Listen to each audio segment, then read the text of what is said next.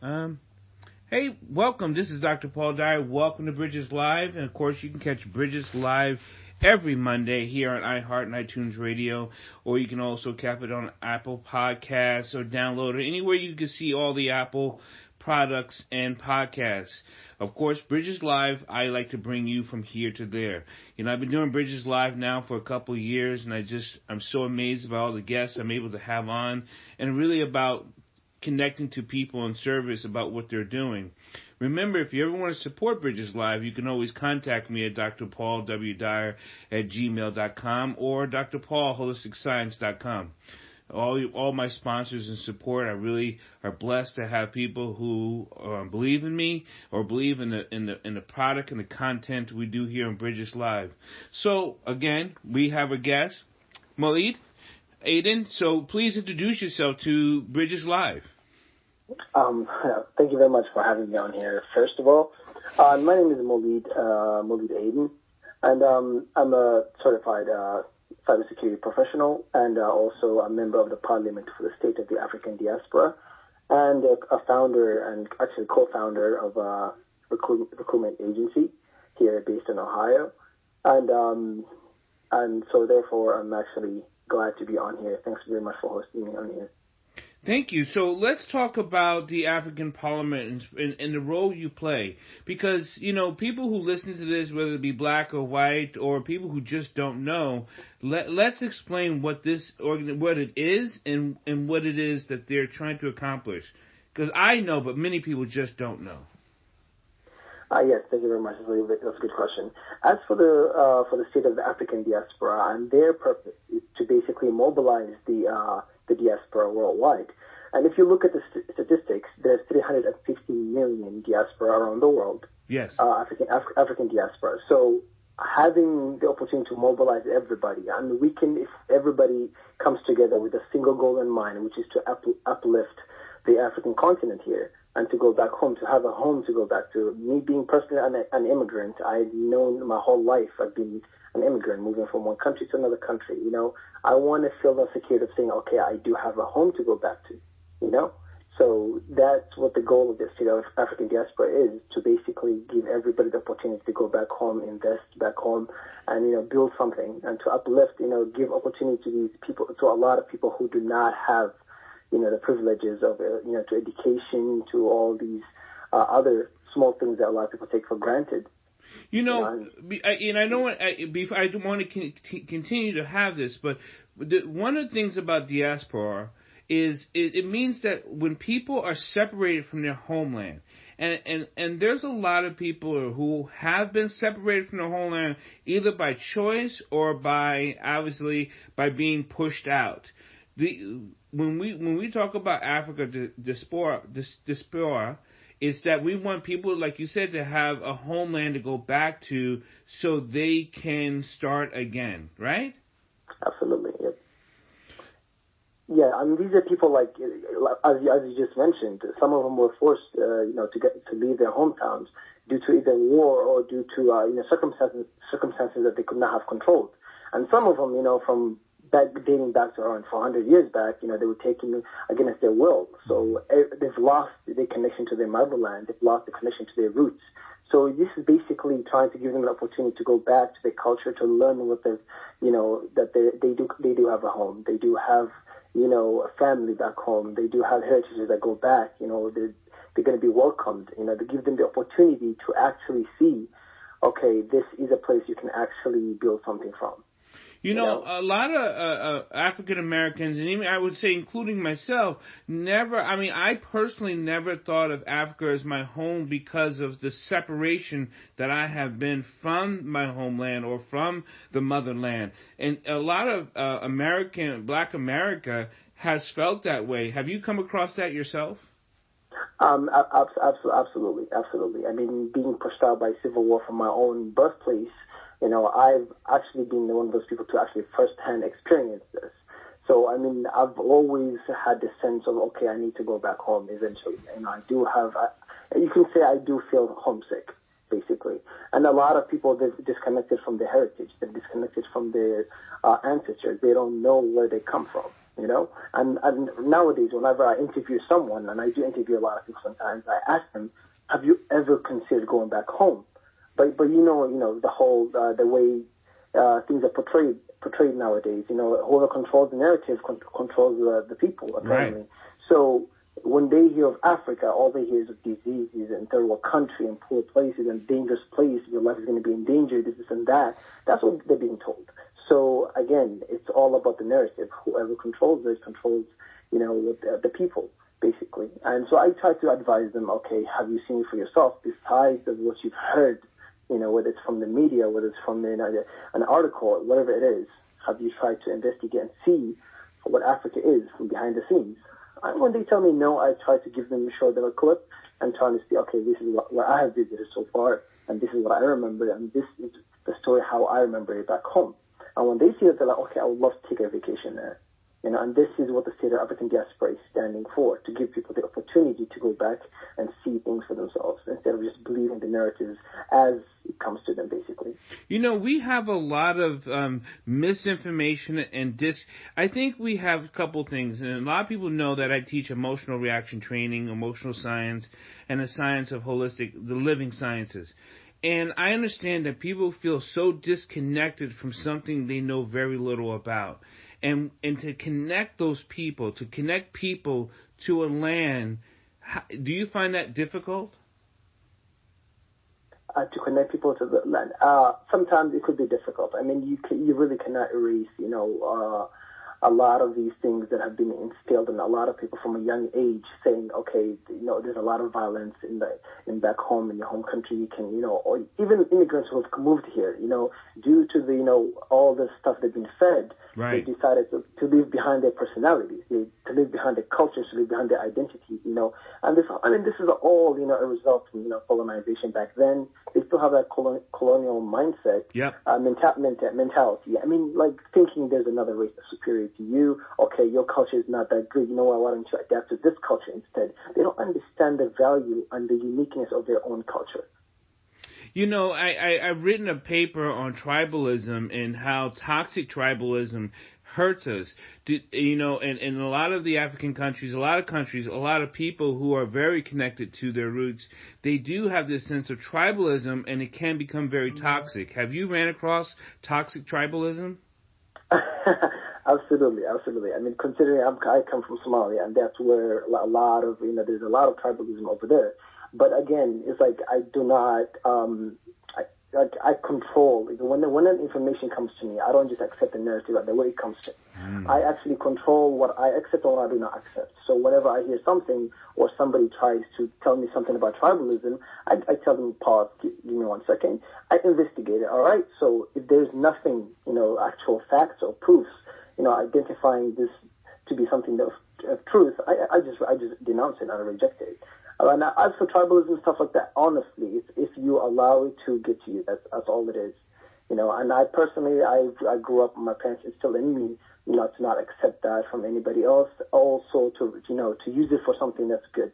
Tribalism, the purpose of it was, to be used. The whole reason people were divided into different tribes was to use it to get to know one another. Mm-hmm. So yeah, but nowadays it's being used in a toxic way. So I've encountered a lot of toxic tribalism, basically. I'm glad first I'd like to thank everyone for listening to Bridges Live. I'm talking with Mr. Mowlid Aden, who's one of the advisors and works for the African American Diaspora. It means people are separated from their homeland and connecting them back to the information and to restart, to regrow. So I'd like to thank him for bringing on Bridges Live. But you had said something that is so very important. When we're talking about communication, it is what I choose. And that choice, and we're not talking about what your choice is right or wrong. You said the point is what I choose to allow. And that is so important because so many people feel like they don't have an emotional, mental choice. Absolutely. I mean, throughout your whole life, the choice is yours. A person cannot force you, to believe into something. They can't. All they can do is just present it to you. And how it's presented to you, that's an entirely different story. Again, going back to how something is narrated to you. present it to you. Sometimes, and we're human beings. We will love stories. Sometimes we accept stories without even verifying whether it's true or not. Due to we try to connect with the stories emotionally, try to, relate with the story as much as we can.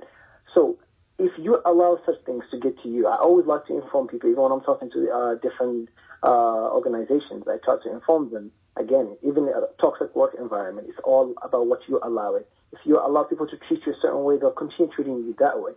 Likewise, with all these other things, if you allow someone to tell you something and you accept it, it's your choice. You have the choice to accept it or to denounce it. But I would advise people personally, and I always advise people, when you hear something, don't be quick to take it, don't be quick to leave it. Just accept it. Take it first and then verify. After you verify, you've done your background research, then see, okay, is this something that I'm willing to accept? What are the benefits? What are not the benefits? If it is beneficial, take it. If it's not beneficial, then all right. And again, the choice is completely yours. People might believe they don't have a choice, but they do have a choice. Now being a member of the Parliament, there are some duties. What's some of your duties that you have to see or do on a daily or weekly basis?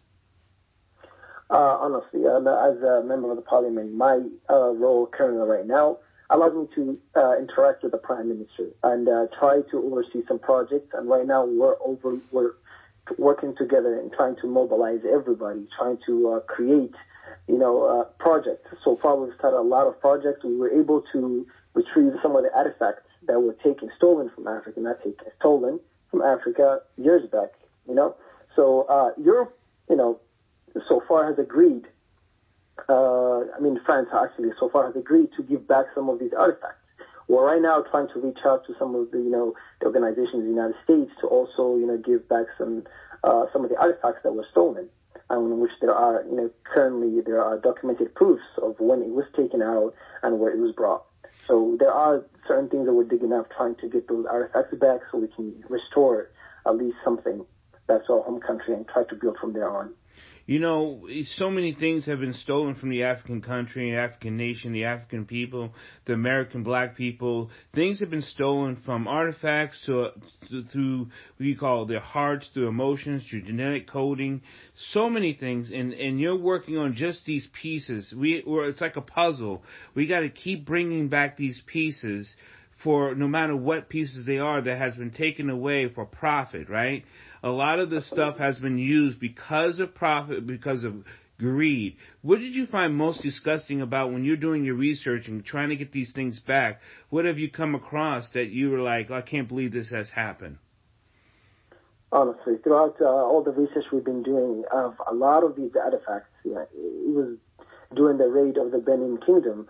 The Europeans came and they took a lot of artifacts, all right? So, and these artifacts were distributed. And to now, even nowadays, there are artifacts that are actually known, their whereabouts are known. But certain places, I will not disclose their names, but certain organizations refused to give those artifacts back, nor to even at least do some type of, reparation for it or try to, compensate something.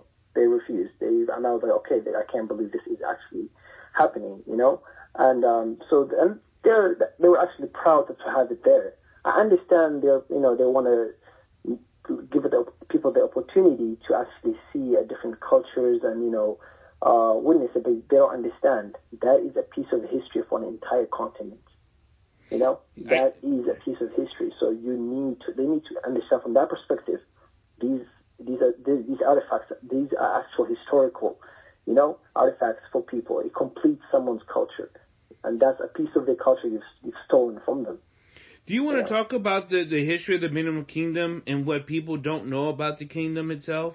Because I still, these things are not taught in schools. Again, you have to do your reading, you have to do your education, you have to do your know-how. And most people only see blurbs or now memes or your millenniums. So a lot of people, do you have to re-educate people on the kingdom itself?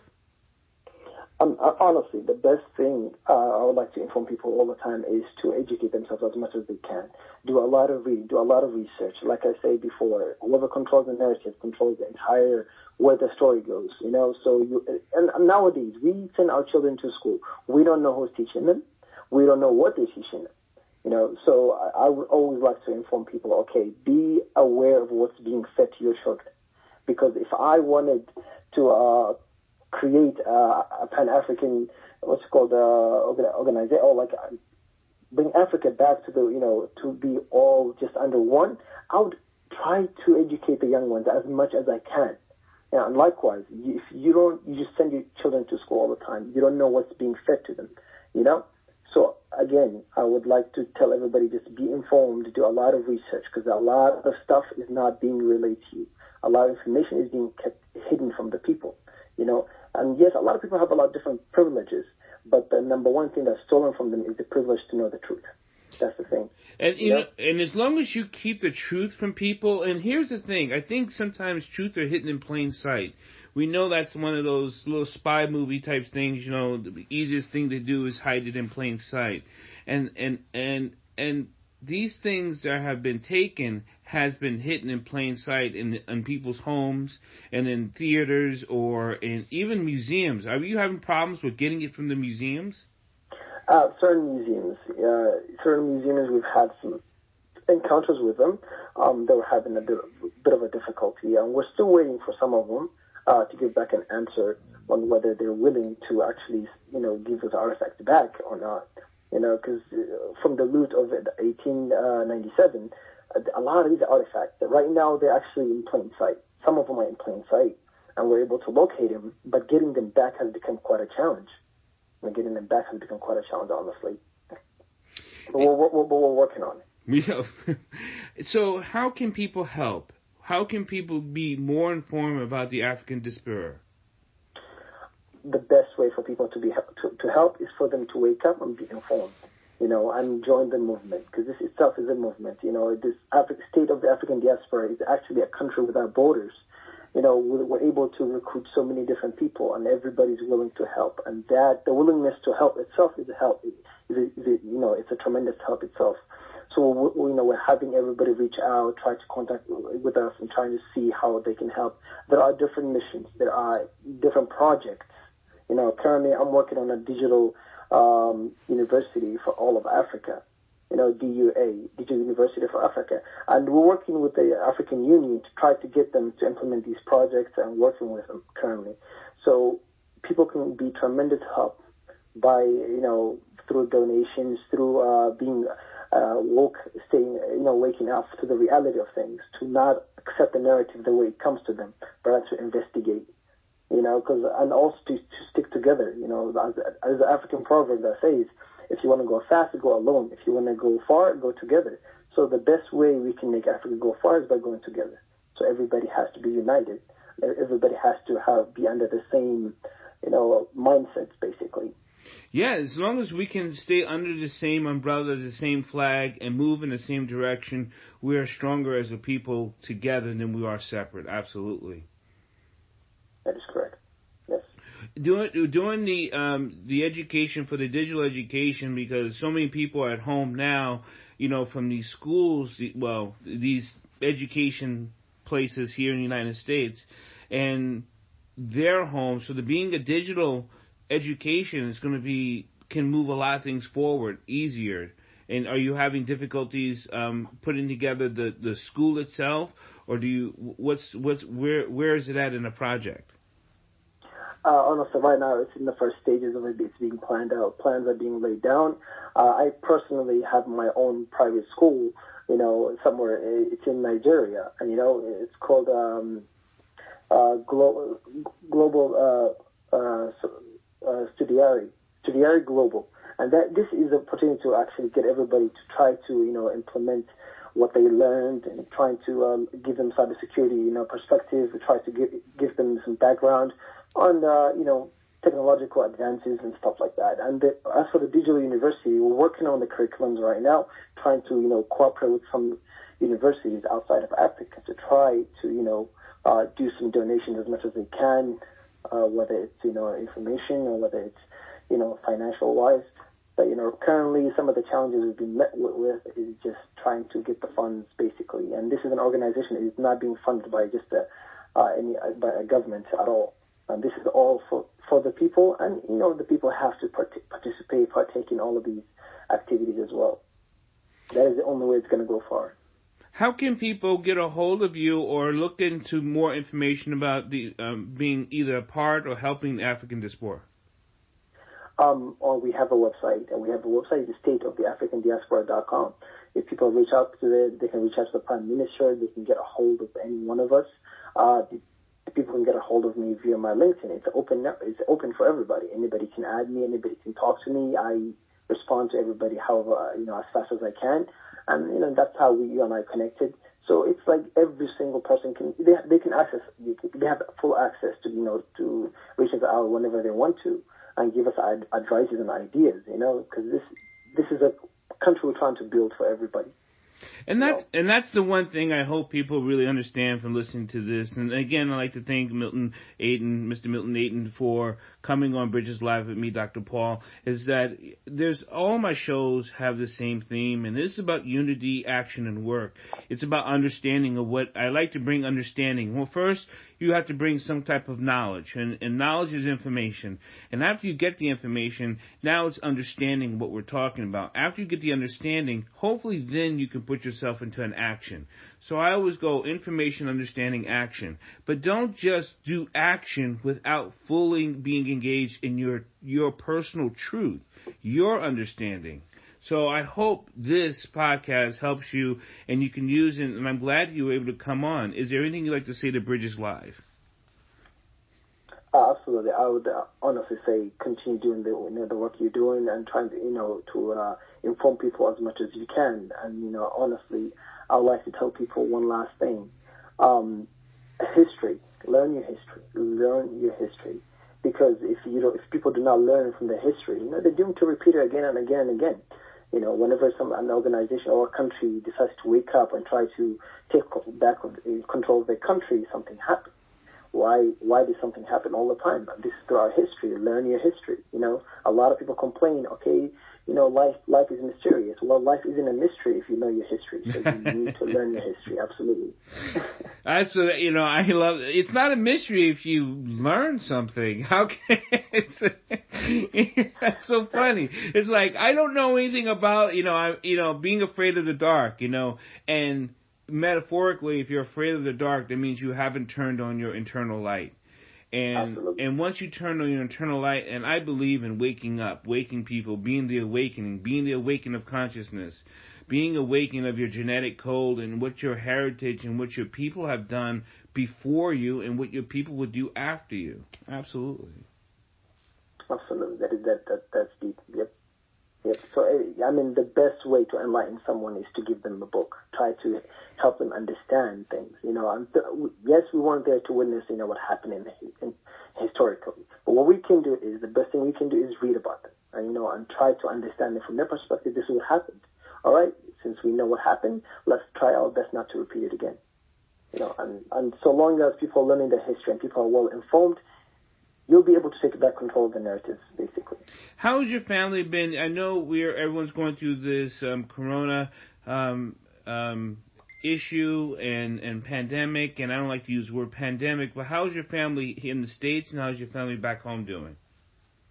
They're doing all right. From the States, I had the opportunity to work from home, because everything was already digitalized for me already, so I'm able to work from home. I'm able to, stay close to my relatives here. As for family back home, we have to stay in touch with them all the time. Every single day we're calling them, how's everything going on today. And I know this thing is eventually going to pass sometime soon. We just have to stay strong. And there's no better time for everybody to be united than the time right now.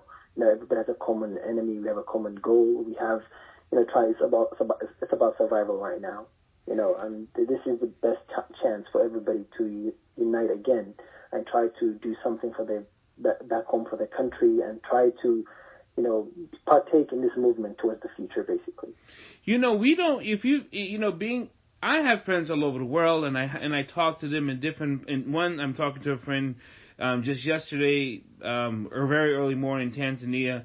But the thing is that we get no information from the different African continents and how they're doing. So from where and for people back in the African continent, what is some of the information about the virus that you do know of? How is it playing out, and how are the people going through? From what I've heard so far and what I've been informed, especially from relatives and family, they're saying this, this virus right now so far is spreading like a wildfire back home. But it's not, like they don't have that many deaths or anything like that right now. People are recovering, people are slowly, using natural herbs and stuff like that, traditional medicine and stuff like that. They don't have things like that much, at least, to fight back, combat these issues. But again, so the media is being covered by other things. So it's not like they're going to be sharing out all of those things, out there like that. And then, which really scares me because right now I'm trying to buy like a lot of the social media, the media platforms in Africa right now. All the media is being bought by China. So which is really, again, controlling the narrative. So everybody just needs to understand, try to contact back home, see if, there's relatives there. If there are relatives there, try to reach out and see how you can help. I've been sending them, information, tips, and they've been sending me information back and forth. And I've been trying to see how much I can be of help to them, basically. Thank you so much. And I would like to thank all my listeners, whoever likes to share this, please. And again, you can always contact me on Dr. Paul, holisticscience.com. But thank you for listening to Bridges Live. Bridges Live likes to bring you, again, content about information, understanding, and action. That's why I call it Bridges Live. So, again, thank you, everyone, for joining me, and I will see everyone next week.